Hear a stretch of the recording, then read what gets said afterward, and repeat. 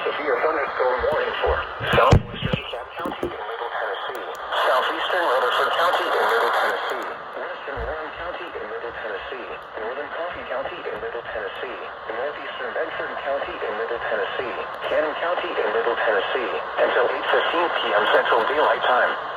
At 7:32 p.m. Central Daylight Time, a severe thunderstorm was located 12 miles south of Murfreesboro, moving east at 45 miles per hour. Hazard, 60 miles per hour with gusts and half-dollar-sized hail. Source, reports are indicated. Impact, hail damage to vehicles is expected. Expect wind damage to roofs, siding, and trees. Locations impacted include Buckle, Centertown, Bradyville, Beach Driven, Rarityville. This includes Interstate 24 between mile markers 87 and 100. A tornado watch remains in effect until 9 p.m. Central Daylight Time in Middle Tennessee.